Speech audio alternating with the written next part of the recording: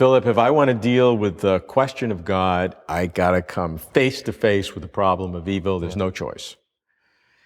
And I hear a lot of explanations, as you can know from the philosophers, theologians, to justify evil.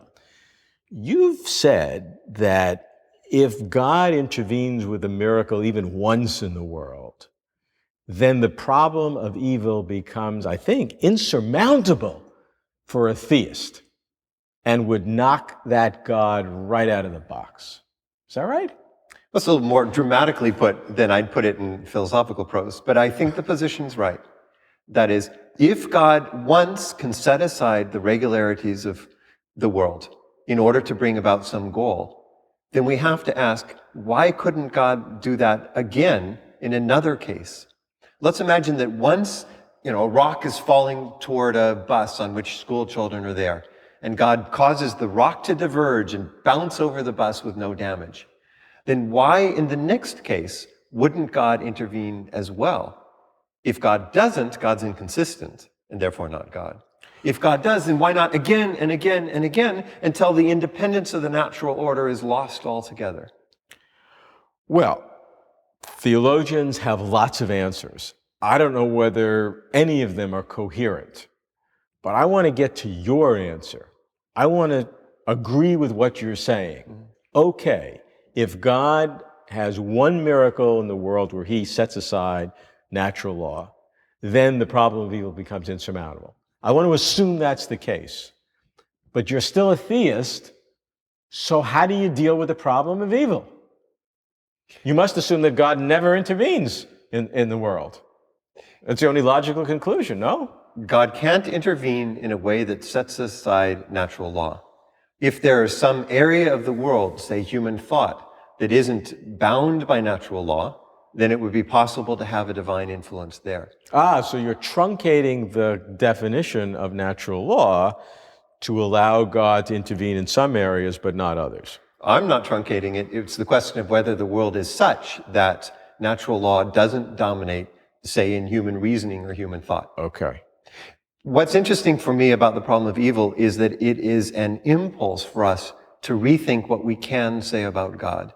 And to put it in a single sentence, I think that evil is such a profound problem for theism that something has to go. Either God as such, or the goodness of God, or my option, the omnipotence of God. Right. So the traditional theism would have God being both, in God's perfection, would be having God be all good and all powerful. And what you're saying, if those two are synonymous, you have the problem of evil leads to a contradiction. That's right. So I think the problem of evil is an impulse for us to try to imagine a God who pulls back from being all-powerful. Maybe is, as the process theists would say, is essentially limited in God's power. Or as I would say, who voluntarily, in some sense, gives up power in order that free, independent creatures can evolve over time. This sounds like a big difference, though, where process theologians would say that God doesn't have all power inherently. Are you saying that God does, but voluntarily gives it up in order for free will to exist? That is the position that I would take. The difference between those is very hard to argue. But if I just describe the position that I would hold, I would say that it understands God as voluntarily pulling back from powers so that an independent natural order can exist, that free beings can evolve, beings who someday perhaps could evolve to the point of knowing the divine or having a conversation like the one we're having today. But God is all-powerful in your view, but limits his own power because of a higher good. God remains all good, doesn't limit the all good part, right? Is that what you're saying? Right. But the moment that this God would change his mind and intervene into the natural world, in any case, right? At that moment, the problem of evil would become insuperable. So the decision to pull back has to be a permanent decision. Irrevocable. No matter what happens in the history of this world. That's a risk. It involves an understanding of theology that has the divine engaged in a real risk as over against the world. And God's so-called providence, which has been part of Christian theology for so long that God has this absolute certainty and control of what's going to happen, is out. Yeah. But there's a wide variety of theological programs now being advanced which give up on that notion of God foreknowing all things, having complete knowledge of the future. Open theism, a movement of which I'm a part, believes in a God who doesn't know what will happen. You're in a the lot of future. movements, I think. It's a plausible way to think the divine, and I actually would say the problem of evil can't be answered unless we're willing to take this radical step. You're trying to protect God, it seems.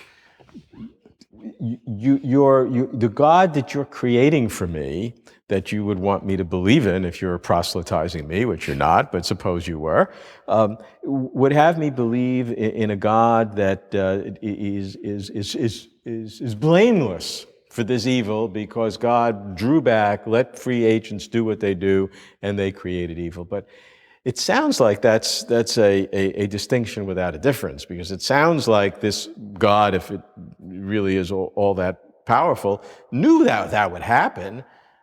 And so it's not a surprise to that God.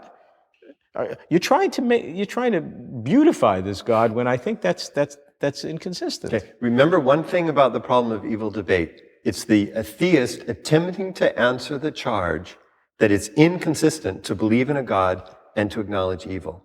Yes. So I'm required to give an answer to that charge.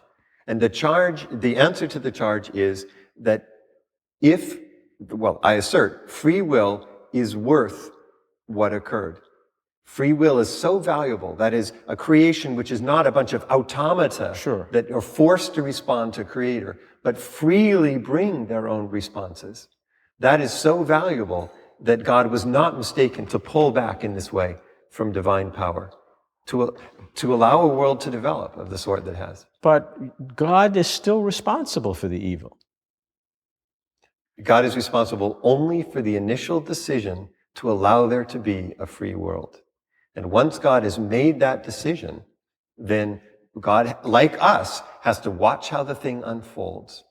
Now, if you find a temporal God not worthy of the term, that's possible. No, I'm not arguing that at all. What I'm concerned about is that you're having God draw back and let everything happen as if God, assuming it's all powerful and God's all knowing and all these other characteristics which you have to have in your God, that God didn't know this, and therefore the evil that developed is like a surprise to God.